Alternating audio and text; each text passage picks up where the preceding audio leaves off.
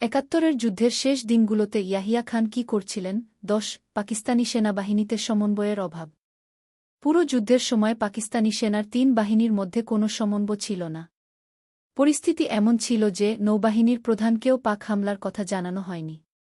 তিনি রেডিও থেকে খবরটা পেয়েছিলেন। ভারতীয় জলসীমায় মোতায়েন সাবমেরিনগুলোও যুদ্ধের খবর পেয়েছিল রেডিও থেকে। ইস্টার্ন কমান্ডের জেনারেল নিয়াজি বিবিসির সম্প্রচার থেকে যুদ্ধ শুরুর তথ্য পান। ক্রস অফ সোর্ডস, পাকিস্তানের সেনাবাহিনী ও যুদ্ধ, পৃষ্ঠা ২৯৫।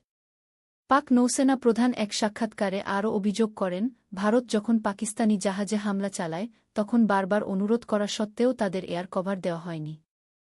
গওহর আইজুব খান তার বই glimpses into the corridors of পাওয়ারে বাংলাদেশ যুদ্ধের আগে এক বিমান সফরের সময় chief of general staff general গুল হাসানের সঙ্গে তার বৈঠকের কথা উল্লেখ করেছেন।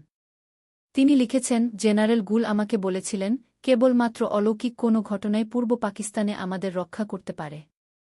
আমি তাকে জিজ্ঞাসা করলাম, আপনি কি এই বিষয়ে প্রধানকে বলেছেন? গুল তার চোখ বন্ধ করে উত্তর দিয়েছিলেন, গওহর, ৩ মাস ধরে তার পাক প্রধানের সঙ্গে দেখা করার সুযোগ পাচ্ছি না। আমি বললাম, আপনি মজা করছেন? গুল বলেছিল, বিশ্বাস করুন, ওর সঙ্গে দেখা করার জন্যও আমাকে এক ধরনের যুদ্ধ করতে হয়। আমি বলেছিলাম, তাহলে তো ঈশ্বরই